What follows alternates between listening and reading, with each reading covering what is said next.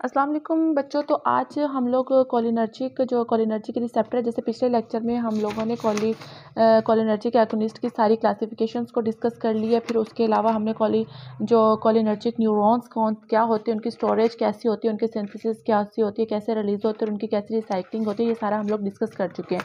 तो हम लोगों ने यहाँ पर पढ़ा था कि यहाँ से जो रिलीज़ हो रहा है एसिटाइल कोलिन जो रिलीज़ हो रहा है, उसने आके यहाँ पर बाइंड होना है मस्क्यूरेनिक रिसेप्टर या निकोटिनिक रिसेप्टर। तो आज हम ये रिसेप्टर्स के बारे में पढ़ेंगे कि मस्क्यूरेनिक रिसेप्टर क्या होता है और निकोटिनिक रिसेप्टर क्या होता है। ठीक है, अच्छा बच्चों, तो ये जो दोनों रिसेप्टर होते हैं एसिटाइल कोलिन, इन दोनों पे ही आके बाइंड होना है। ठीक है, ये जो दो तरह के ये जो रिसेप्टर्स होते हैं इनके ऊपर, ठीक है, एसिटाइल कोलिन ने आके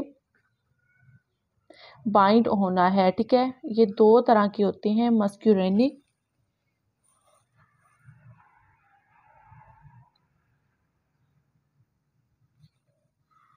एंड निकोटिनिक।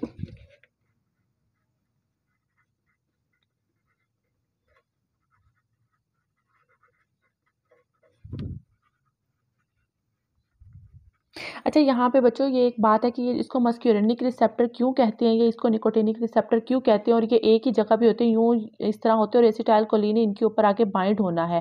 ठीक है, अब इसको मस्क्यूरेनिक क्यों कहते हैं, ये इसको निकोटिनिक क्यों कहते हैं। ये मस्क्यूरेंस ये जो एक पॉइजनस मशरूम में पाया जाता है, ये एक सब्सटेंस होता है जो पॉइजनस मशरूम में पाया जाता है। तो ये बॉडी के अंदर जब एंटर किया गया तो रिसेप्टर जो है वो ज़्यादा जाके मस्क्यूरेनिक रिसेप्टर पे जाके बाइंड होने लग गए थे। तो ये वन को जो है ज़्यादा एक्टिवेट कर रहा था एज़ कम्पेयर, इसकी ज़्यादा एफिनिटी थी as compare to nicotinic receptor की, इसीलिए इसको हम लोग कहते हैं मस्क्यूरेनिक रिसेप्टर। ठीक है, इसलिए हम इसको मस्क्यूरेनिक, क्योंकि ये जो है ज़्यादातर पॉइजनस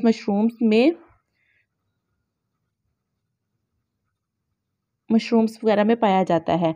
अच्छा, एज़ कम्पेयर अगर हम इसको निकोटिनिक रिसेप्टर देखें तो निकोटिनिक रिसेप्टर है एसिटाइल कोलिन्स के साथ साथ जो है निकोटीन जो होता है उसको भी बहुत ज़्यादा, ये सब्सटेंस होता है जो निकोटीन टोबैको प्लांट से हासिल किया जाता है। तो क्या होता है कि जब ये इसके साथ उसकी एफिनिटी ज़्यादा होती है तो एसिटाइल कोलिन की जो है निकोटीन के साथ इसकी एफिनिटी ज़्यादा होती है, तो ये ज़्यादातर जाके निकोटिनिक रिसेप्टर पे बाइंड होता है जो निकोटीन है।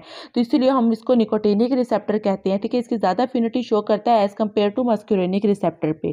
ठीक है, और ये ज़्यादातर किस में पाया जाता है, ये ज़्यादातर टोबैको प्लांट में पाया जाता है। इसके अंदर क्या होता है, निकोटीन होता है जो कि टोबैको प्लांट में,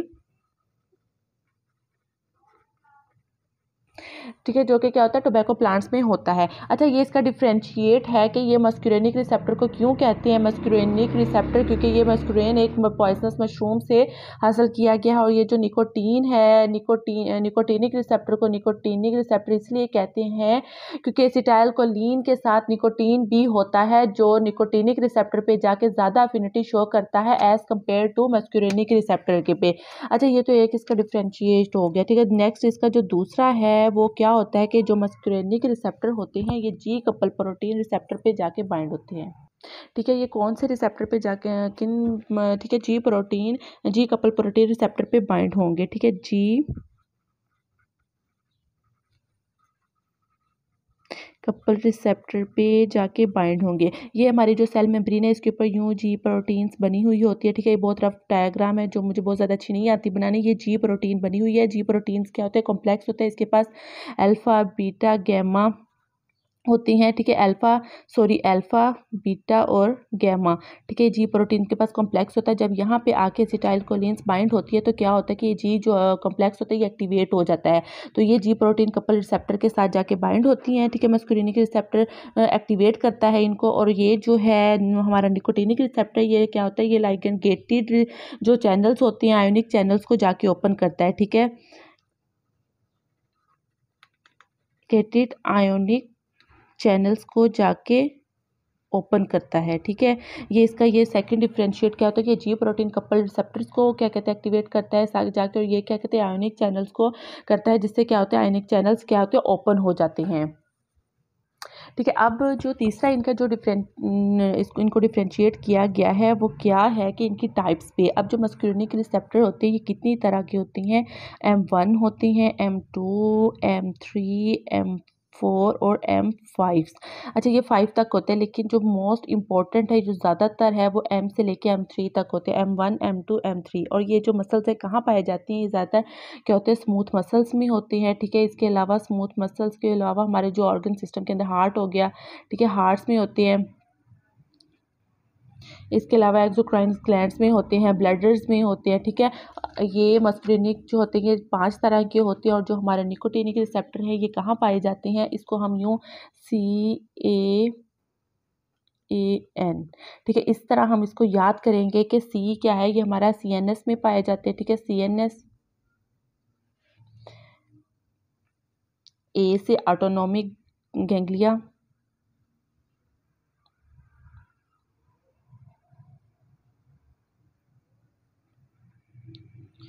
ए से एड्रिनल मेडुला,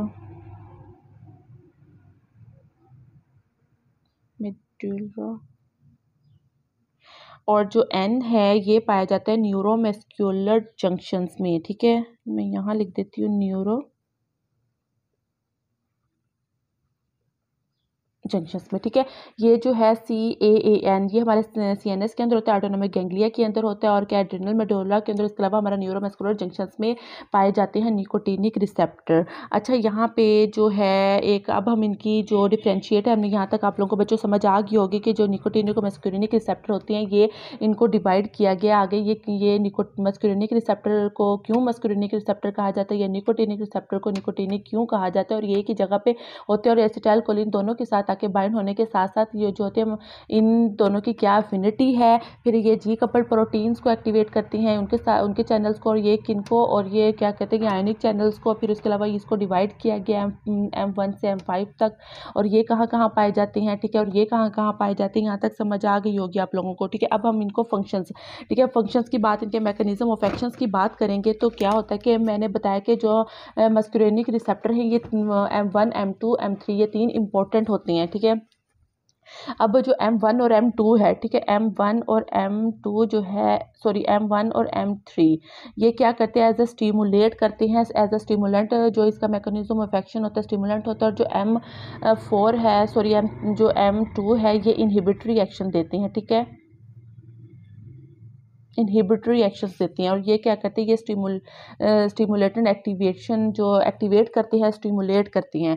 अच्छा, यहाँ पे मैकेनिज्म ऑफ एक्शन की बात करूँ, ये सेल मेम्ब्रेन है हमारे पास, इसके ऊपर क्या आते हैं, जी प्रोटीन। जैसे मैंने आप लोगों को बताया कि ये जी प्रोटीन कपल्ड को क्या करते हैं, ओपन करते हैं। ये जी प्रोटीन है, यहाँ पे क्या है, एसिटाइल कोलिन आके बाइंड होना है, ठीक है।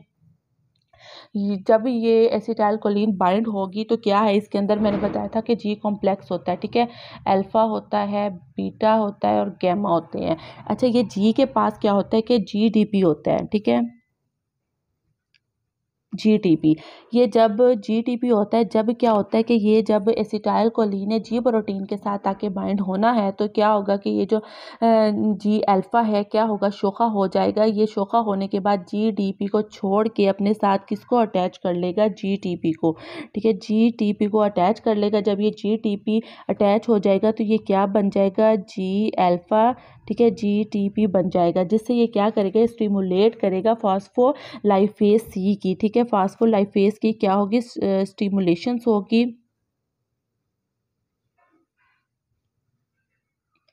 फेज सी को क्या करेगा, स्टिमुलेट करेगा, एक्टिवेट करेगा, जिससे क्या होगी, IP3 जो है वो आगे क्या होगा, DAG में, ठीक है, कन्वर्ट हो जाएगा, DAG में, ठीक है, डाई एसाइल ग्लाइस्ट्रोल बोलते हैं इसको, ठीक है, उसकी एक्टिवेशन। अब ये IP3 क्या काम करेगा, IP3 क्या करता है कि ये साइटोप्लाज्मिक रेटिकुलम्स को सिग्नल देगा, और क्या करेगा, बहुत सारा कैल्शियम रिलीज करवाएगा। कैल्शियम रिलीज होने के बाद जो कैल्शियम सेल होते हैं वो कॉन्ट्रैक्शन करेंगे, ठीक है, सेक्रीशंस करेंगे, और हाइपरपोलराइजेशन हो जाएगी, ठीक है। और GDP क्या काम करेगा, DAG क्या काम करेगा, डाई एसाइल ग्लाइस्ट्रोल, जिसको हम बोलते हैं, ये प्रोटीन काइनेज सी को एक्टिवेट करेगा, ठीक है, प्रोटीन काइनेज सी को एक्टिवेट करेगा, जिससे क्या होगा, इंजाइम्स और फॉस्फेट जो है फास्फोलाइजेशंस करवाएगा और मल्टीपल रिएक्शंस देगा। अब यहाँ पे ये देखें, ये फास्फोलाइजेशंस जो एसिटाइल कोलिन है, यहाँ आके बाइंड होने के बाद ये जो है जी कॉम्प्लेक्स ने आगे इतना सारा काम करना, इसके अंदर इतना सारा ये, ठीक है, इसका मैकेनिज्म ऑफ एक्शंस हो रहा होता है,